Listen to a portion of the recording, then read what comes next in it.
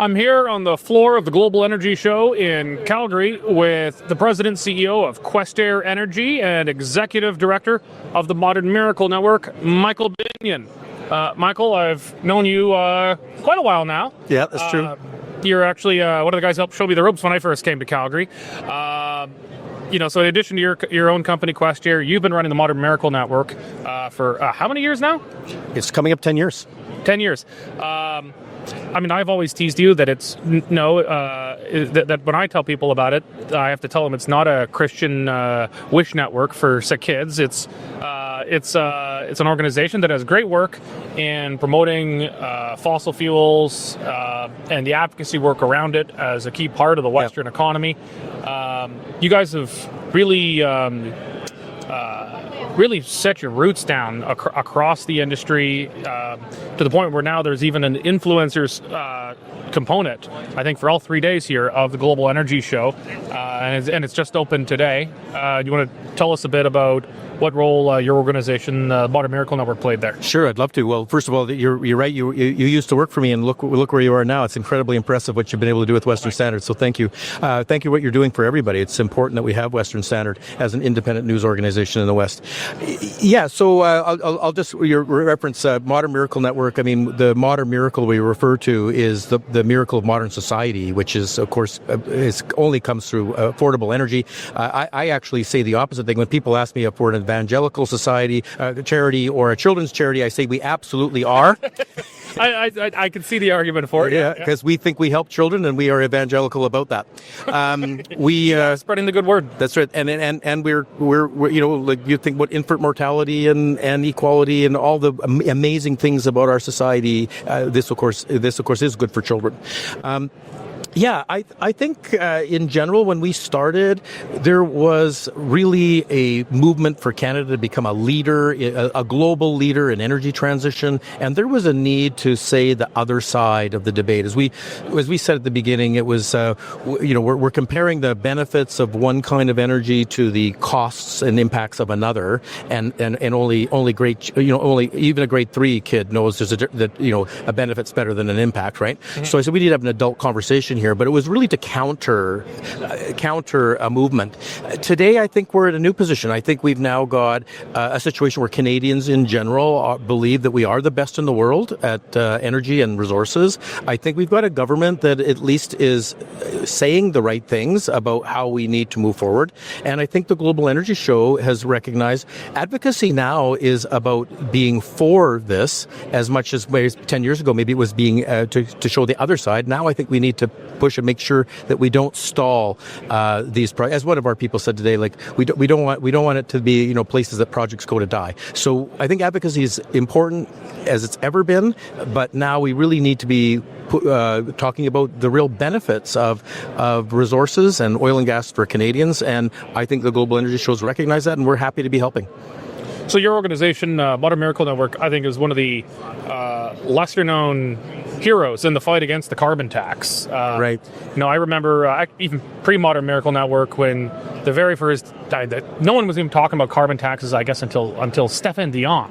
Right. A bit of a time warp now. We're going back that far, but he had put it forward, and you had helped shape the fight against that in the Canadian Taxpayers Federation before you were over at Modern Miracle Network.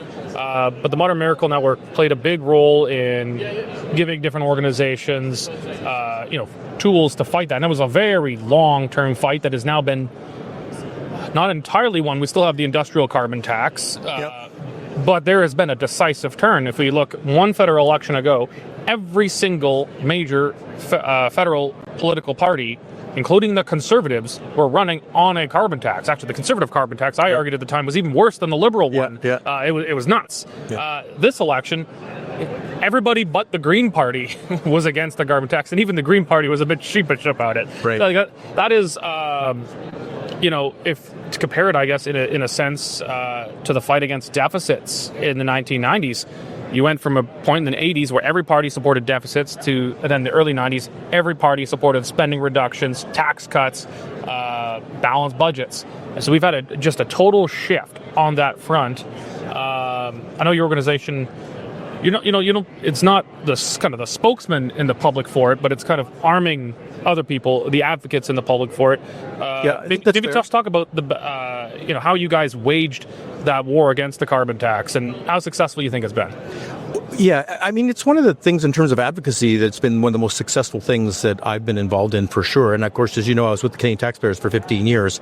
I will tell people that do give me credit, full credit, is Corporate Knights, Press Progress, the Tyee, Environmental Defense. Environmental Defense has called me one of Canada's top climate villains. And it's almost all related. They're all badges to wear, I suppose, in a sense, right? But of interest, for me, in terms of the success we've had, and we were arguing, what we were really arguing against was a carbon tax that was extraordinarily expensive and extraordinarily inefficient, contrary to what the 332 economists said. Like, as I always said, Marx and Engels were economists too, right? Mm-hmm. So they were just so wrong, and we waged a campaign at multiple levels.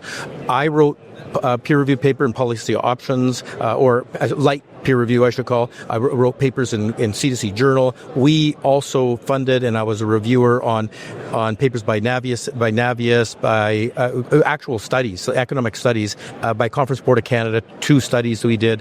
And then we also armed people with, hey, look at the actual facts of just how inefficient this is, contrary to what they're all saying. All economists agree. Guess what? All economists didn't agree. So it was an extraordinarily successful campaign. As I said, I've been well recognized by people like Environmental Defense. Of interest, my position and our position on this, which was really that we need to gear up the private sector to deal with climate issues. Like, that's not have the government run it through carbon taxes that get invested into, R&D by government. We need to have a system that will actually motivate the private sector to deal with this problem. And as it turns out, my position that we started with 10 years ago, that Environmental Defense says I'm a climate criminal for, is pretty darn close to what Mark Carney is saying today. And I don't think anybody's saying he's a climate criminal, and I'm certainly not. So I think in terms of, as your point, the success of that campaign, which we really did initiate when the Liberals brought that carbon tax in, we were there at the beginning of that. We were the ones that funded all the counter studies. And I think at the end of the day, to have our position be not the same, but very close to Mark Carney is a huge policy victory. Well, it's been a pretty decisive turn politically and largely on the policy front. I think the main obstacle on the carbon tax front is now the industrial carbon tax remains. And Carney he has proven to be a better politician than I would have expected for someone who's new to elected politics, but he's not new to the political arena. That's for sure. A long time, and he's he's incredibly adept at saying something that doesn't seem to really anger either side of an issue. He seems to be very good at that.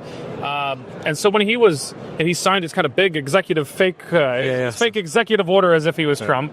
I love when they're like, "Oh, you guys are Trumpifying Canadian politics." I'm like, well, we didn't have executive orders until like a week ago. So okay. Yeah. But he's signing his executive order to get rid of the carbon tax. But he was saying they're going to move the carbon tax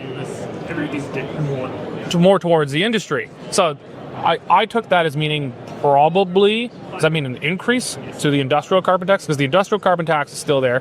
Consumer carbon tax, the part we feel most visibly, that's gone. So that's probably a better voter-facing issue. But the carbon tax itself makes the economy uncompetitive. Right. But I don't think the Liberals actually think that. The Liberals actually never thought the consumer carbon tax was a bad thing. They just eventually recognized it was a politically doomed thing. So they jettisoned it for pragmatic political purposes, not for any purposes of principle. What do you think is going to happen on the industrial carbon tax side? It's such an interesting time right now because before the Trump announcements on tariffs and so on and so forth, we were really advocating for a reform of carbon pricing to match what was happening in the United States, where there would have been a carbon price that would have incented private business who we think would have done the job way more effectively and efficiently than government ever could. So we were really arguing for that. And now, of course, the United States, they've got rid of their carbon price. Their Inflation Reduction Act of $85 US a ton. California's still got its state one, but that would be it. Yeah. So and maybe a few other states. Yeah, so at least from a federal point of view, let's call it, right? Yeah. So from a federal point of view, they've now got rid of it. And so now I actually haven't sort of taken the time. It's also it's all, you know, a lot of this stuff is also 2024, right? I mean, and we've only had a couple of months of 2025. 2020. And so in all honesty, I'm looking at, you know, what is the right policy for Canada now on an industrial carbon tax? For sure, it needs to be reformed, because the problem with it the way it is today, any company that, like our company, for example, we've invented a carbon capture technology. Well, if I go and capture carbon, how do I get paid for it? I'm not a big emitter. I don't qualify for any of these programs. So there's a fundamental flaw with the way it is, that a company could invent a new carbon capture technology and not know how to get paid for it, right? So in the system, I'd have to go find some big company to buy it from me, type of thing, right?